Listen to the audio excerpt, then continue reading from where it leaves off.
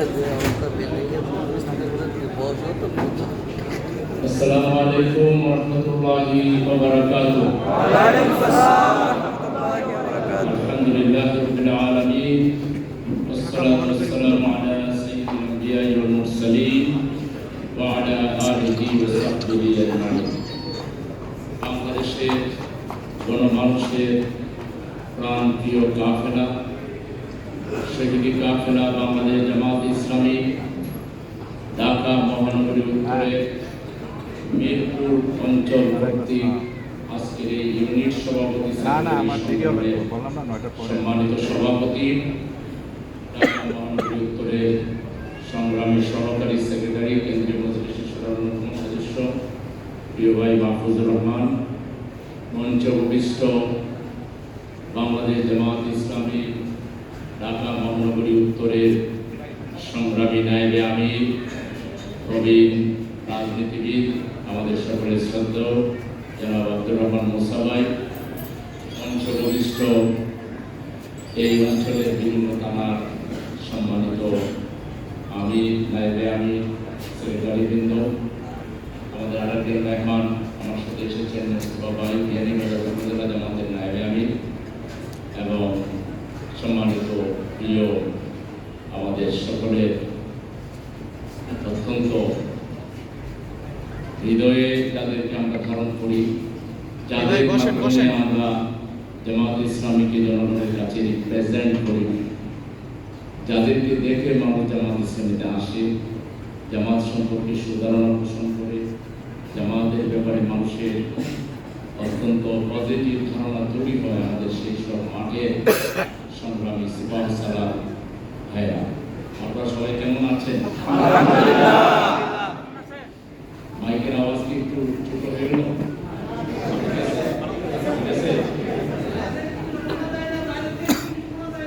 বাইরে থেকে শোনা যাচ্ছে না, আমি দেখে আসছি, সেটার জন্য ব্যবস্থা নেওয়া হচ্ছে। ইনশাআল্লাহ কিছুক্ষণের মধ্যে হয়তো আপনারা শুনবেন, না শুনলে কথাবার্তা না বলে মনোযোগ সহকারে আপনারা বসে থাকেন, আল্লাহ তাআলা আপনাদেরকে সাহায্য করবেন। আমরা এমন এক কাফেলা মাঠের দায়িত্বশীল, যে কাফেলা বাংলাদেশের সবচেয়ে আকর্ষণীয় কাফেলা হিসাবে, আকর্ষণীয় একটি দল হিসাবে বাংলাদেশের জনগণের মাঝে এখন মানুষের মুখে মুখে যে কাফেলার নাম আমরা দেখতে পাচ্ছি। এটা নতুন করে এটা হয়েছে, বিষয়টা এরকম নয়, কারণ আমাদের বিষয়টা এতদিন আমাদেরকে আড়ালে আবদালে রাখার জন্য, আমাদেরকে সাই চাপা দিয়ে রাখার জন্য, আমরা যেন জনগণের সাথে মিশতে না পারি, কথা বলতে না পারি, আমাদের পরিচয় তুলে ধরতে না পারি, আমাদের জানান যাতে আমরা জনগণকে দিতে না পারি, তার জন্য আমাদের বিরুদ্ধে বহুমুখী অপতৎপরতা চালানো হয়েছিল।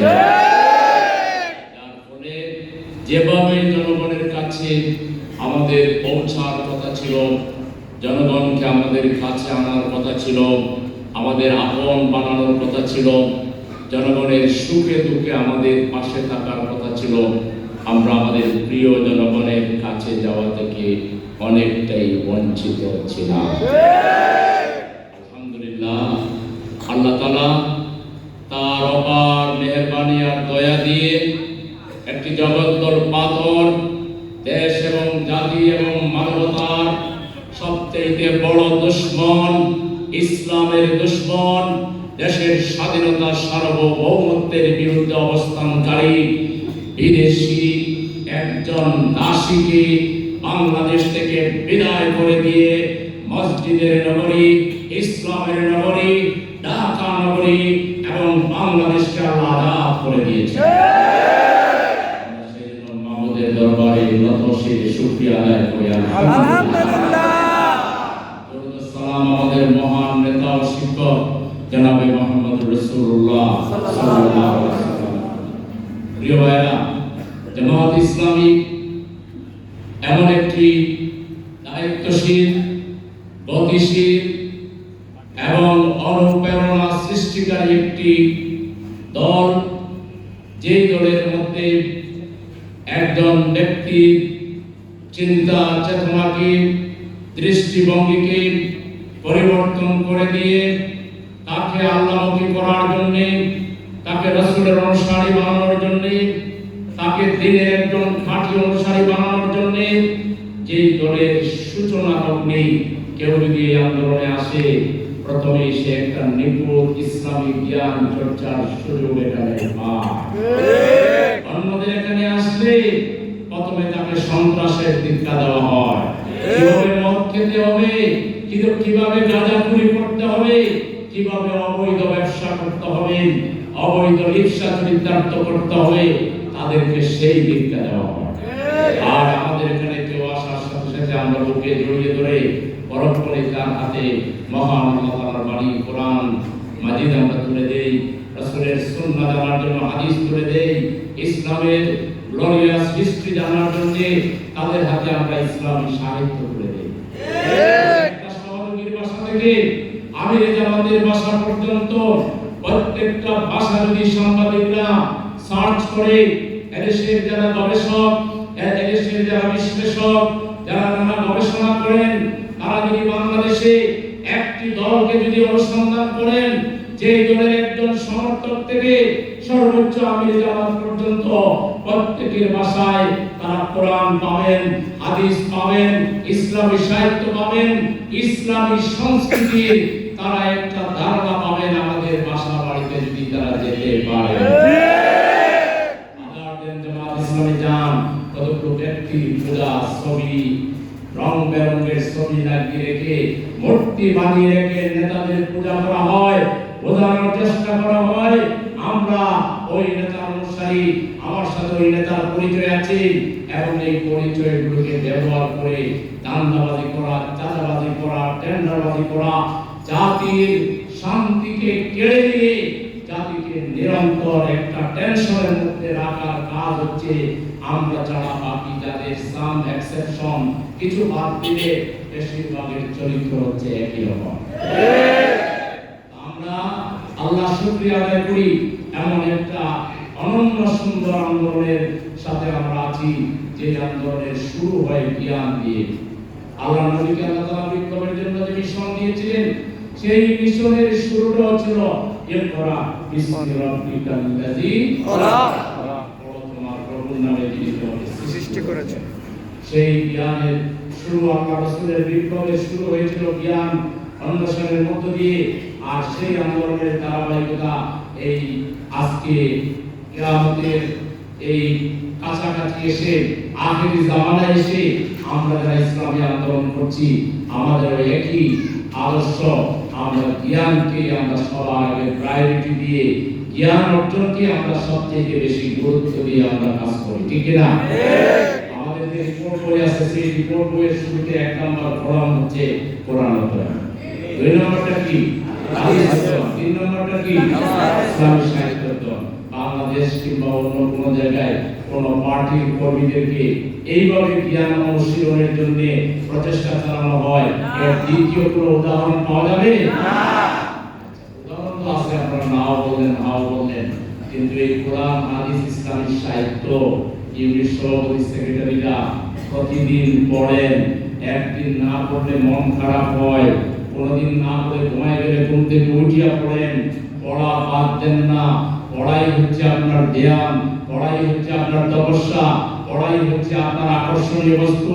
কোরআন না পড়লে আপনার ভালো লাগে না। কোরআন বারবার পড়েন, হাঁটতে পড়েন, বসতে পড়েন, দাঁড়ায় পড়েন, অফিসে পড়েন, বাসে পড়েন, যেখানে যান সেখানে পড়ার ব্যবস্থা আছে। আপনি সার্চ করেই কোরআনের আয়াত মুখস্থ করেন। কোরআনের প্রতি এরকম অনুরাগ ভালোবাসা তৈরি হয়েছে। কোরআন ছাড়া বোঝেন না, হাদিস ছাড়া বোঝেন না, সাহিত্য ছাড়া আপনার খাবার ডাইজেস্ট হয় না। এরকম যারা হতে পেরেছেন তারা হাত তুলেন। আইলে হাত আস্তে আস্তে উঠছে, আর সবগুলো কিন্তু উঠে না। কথা বুঝাইছি না? এটা কি কোনো ভালো লক্ষণ? জামাত ইসলামের প্রতি মানুষের যে আস্থা, এটা কি তার বহিঃপ্রকাশ ঘটে? তাই আজকের প্রোগ্রামের উপরে আমাদের 1 নম্বর মিশন হবে, ভিশন হবে, খাই না খাই অন্য কোনো দায়িত্ব পালনে যদি কোনো দুর্বলতা থাকেও, কিন্তু আমি কোরআন অধ্যয়ন, হাদিস অধ্যয়ন, ইসলামী সাহিত্য অধ্যয়ন, এই তিনটা বাদ দিয়ে আমার কোনো দিন অতিবাহিত হবে না। একটা মজবুত অঙ্গীকার কি আজকে করতে পারবেন? মনে থাকবে তো? দুই নম্বর হলো এই অর্জিত জ্ঞানের আলোকে আমাদের চরিত্রকে সাজাতে হবে। আমাদেরকে মানুষের সাথে সদাচরণ করতে হবে, মানুষকে সালাম দিতে হবে, মানুষের কথা কান দিয়ে শুনতে হবে, বড়কে সম্মান করতে হবে, ছোটকে স্নেহ করতে হবে, দল ধর্মের ঊর্ধ্বে উঠে প্রত্যেকটা নাগরিককে সেবা দেওয়ার জন্য, নাগরিকের যে কোনো ধরনের অসুবিধা দূর করার জন্য আমাদেরকে সবার আগে ছুটে যেতে হবে। সেরকম চারিত্রিক মাধুর্য আমাদের মধ্যে আমরা কি তৈরি করতে পারবো? ইনশাআল্লাহ। নাকি ইসলামের দ্বিতীয় পরিচয় হলো জামাত ইসলামী উন্নত চরিত্র গঠনের এক মহা ব্যবস্থাপনার নাম। আগে যে মানুষ ছিল মানুষের জন্য একটা থ্রেট, যাকে দেখে মানুষ ভয় পেত, জামাত ইসলামীর আসার পর তার চরিত্র চেঞ্জ হয়ে মানুষ তাকে বুকে ধারণ করে, মানুষ তাকে দেখলে শান্তি পায়, তার চোখ জোড়ায়। জামাত ইসলামী হচ্ছে সেই কাজের নাম। কেউ যেন বলতে না পারে জামাতের লোকেরা টাকা নিয়ে টাকা দেয়, কেউ যেন বলতে না পারে জামাত ইসলামের লোকেরা কোন ধরনের কোন অসৎ তৎপরতার সাথে জড়িত। এরকম কেউ যদি থাকেন, আপনি জামাত ইসলামে কিন্তু বেশি দিন করতে পারবেন না, এবং আপনার দ্বারা জামাত ইসলামের কোনো লাভ হবে না, আপনার নিজেরও কোনো লাভ হবে না। জামাত ইসলামীতে কোনো দুশ্চরিত্রবান লোক থাকতে পারবে না, বদমেজাজি লোক থাকতে পারবে না, মানুষকে আন্ডারমাইন করে, নিজে অহংকার করে কোন অহংকারী মানুষের জায়গা জামাত ইসলামীতে হতে পারে না। জামাত ইসলামী হলো মানুষকে সেবা দিবে, মানুষের কল্যাণ করবে। জামাত ইসলামীর লোকেরা জনগণের যে কোনো দুর্ভোগ, দুর্যোগ, সমস্যা দূর করার জন্য আগে বাড়িয়ে দায়িত্ব গ্রহণ করবে যে আসেন আপনার প্রবলেম আমরা সমাধান করব। কোন মা বাবা তার মেয়েকে নিয়ে বসে আছে, চোখের পানিতে বুক বাসাচ্ছে, বিয়ে দিতে পারছে না, জামাতের ইউনিট সভাপতি, সেক্রেটারি, কর্মী সমর্থকরা মিলে আপনারা মানুষের কাছ থেকে সহযোগিতা নিয়ে প্রয়োজনে আমার সহযোগিতা নেবেন, জুনের সহযোগিতা নেবেন, মহানগরের সহযোগিতা নেবেন। আমার ওই মায়ের কান্না, ওই আহাজারে এর দায়িত্ব আপনাকে নিতে হবে। এই দায়িত্ব না নিয়ে খালি শুধু আমি ইসলাম ইসলাম বললে কোনো লাভ হবে না। ইসলাম মানে হলো মানুষের সমস্যার সমাধান, সব সমস্যার সমাধান দিতে পারে আল্লাহ। বলেন দেখি, সব সমস্যার সমাধান দিতে পারে আল্লাহ, ঠিক কি না? এমন কোন সমস্যা মানুষের থাকবে না যার সমাধান আমরা দিতে পারবো না। এই দায়িত্ব আমাদেরকে নিতে হবে। এখন থেকে পারবেন? এই জন্য চরিত্র বানাবার জায়গা হলো জামাত ইসলামী। জামাত ইসলামী মানব সেবা, সমাজ সেবা এবং সমাজ সংস্কারে এক অতুলনীয় ভারসাম্যপূর্ণ ব্যবস্থাপনা না। এখানে ইউনিট লেভেলে সামাজিক কাজ করা লাগে। একটা ইউনিটের যতগুলো বৈশিষ্ট্য আছে, তার ৫৫ নম্বর বৈশিষ্ট্য হলো সামাজিক কাজ করা। কর্মীর ৫টা কাজ আছে, তার ৫ নম্বর কাজ হলো সামাজিক কাজ করা। ব্যক্তিগত সামাজিক কাজ করতে হবে, পরিবারকে করতে হবে, ইউনিটকে করতে হবে, ওয়ার্ডকে করতে হবে, থানাকে করতে হবে, মহানগরীকে করতে হবে, কেন্দ্রকে করতে হবে, সমর্থককে করতে হবে। আমি যদি কত করেন, এই দলের নাম হচ্ছে বাংলাদেশ জামাত ইসলামী। প্রথম সবাই একই পথের অভিযাত্রী আমরা। আমাদের অন্যতম মৌলিক দায়িত্ব হলো মানব সেবার মাধ্যমে মানুষের মন জয় করে, আল্লাহকে খুশি করে, জনগণকে ঐক্যবদ্ধ করে একটা কল্যাণধর্মী আদর্শ রাষ্ট্র নির্মাণ করা। যে রাষ্ট্রের মধ্যে কোনো উঁচু নিচু ভেদাভেদ থাকবে না, কোনো দল ধর্মের মধ্য দিয়ে পার্থক্য তৈরি করা হবে না, যেখানে কোনো নারী অসহায় থাকবে না, যেখানে কোনো শিশুর অধিকার কেড়ে নেওয়া হবে না, যেখানে কারো চরিত্র হনন করা হবে না, কারো অবমূল্যায়ন করা হবে না, বরং একজন শিশু থেকে বৃদ্ধ পর্যন্ত যার যে মর্যাদা, যার যে প্রাপ্য, যার যার মেধা অনুযায়ী তাকে সঠিকভাবে মূল্যায়ন করে একটি উন্নত সমৃদ্ধ জাতি গঠনে যেখানে প্রতিযোগিতা করে ভূমিকা পালন করা করা হবে, সেই জায়গার নাম হচ্ছে বাংলাদেশ জামাত ইসলামী। এবং জামাত ইসলামীকে আগে ভালো করে বুঝতে হবে, এটা একটা বিশাল প্রতিষ্ঠান। এটা কিন্ডারগার্টেন স্কুল থেকে শুরু করে এটা ইউনিভার্সিটি পর্যন্ত, এটা ইন্টারন্যাশনাল ইউনিভার্সিটি। একজন মানুষ যদি কোনো স্কুলে না যায়, মাদ্রাসায় না যায়, কোনো কিছু পড়ালেখা না করে জামাত ইসলামী পড়ে, তার যে জ্ঞান হবে অনেক ডক্টরেট ডিগ্রি করেও সেই জ্ঞান অর্জন করতে পারবে না। সব ধরনের সামাজিক জ্ঞান, রাজনৈতিক জ্ঞান, ধর্মের জ্ঞান, এমন জ্ঞানের এমন কোনো ক্ষেত্র নাই